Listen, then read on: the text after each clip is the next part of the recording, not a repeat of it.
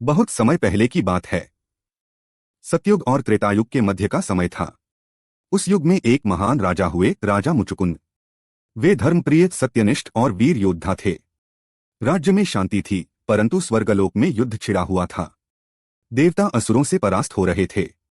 तब इंद्रदेव ने राजा मुचुकुंद को बुलाया।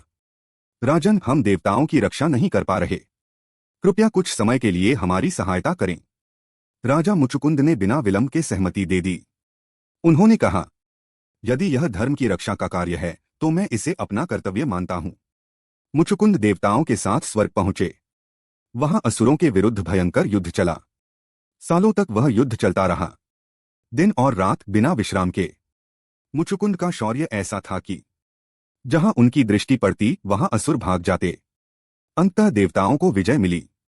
युद्ध समाप्त हुआ, पर मुचुकुंद थक चुके थे। वर्षों से वे सोए नहीं थे, न विश्राम किया था। इंद्रदेव उनके सामने आए और बोले, राजन, आपने धर्म की रक्षा की है। अब आप जो वरदान चाहें मांग सकते हैं। मुचुकुंद ने मुस्कुराकर कहा, हे इंद्रदेव, मुझे बस गहरी नींद चाहिए, ऐसी नींद जिसमें कोई मुझे न जगाए। इंद्र ने वरदान दिया, तुम पृथ्वी पर लौट जाओ और वहां विश्राम करो। जब कोई तुम्हारी नींद भंग करेगा वह उसी क्षण भस्म हो जाएगा। युगों बीत गए। मुचुकुंद एक गुफा में जाकर गहरी निद्रा में सो गए। समय बदला और द्वापर युग आया। उसी समय पृथ्वी पर भगवान श्री कृष्ण अवतरित हुए। जब कल्यवन नामक असुर श्री कृष्ण से युद्ध करने आया तो भगवान उसे सीधा मुचुकुंद की गुफा की ओर ले गए।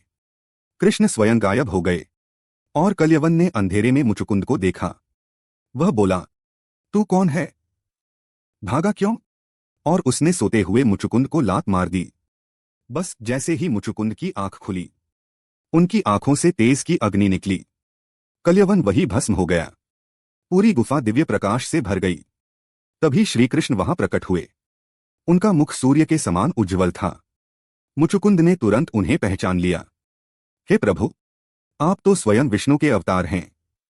कृष्ण मुस्कुराए और बोले, मुचुकुंद, तुम्हारी नींद केवल विश्राम नहीं थी, यह धर्म की रक्षा का माध्यम थी। तुमने जो कर्तव्य निभाया उसी ने आज इस अधर्मी को नष्ट किया। भगवान ने कहा, अब तुम तपस्या करो, तुम्हें मोक्ष प्राप्त होगा। मुचुकुंद हाथ जोड़कर बोले, हे प्रभु, मैं बस यही चाहता हूं कि मेरा मन सदा आपके चरणों में लगा रहे। श्री कृष्ण ने आशीर्वाद दिया और मुचुकुंद अंतः योग के द्वारा परमधाम को प्राप्त हुए।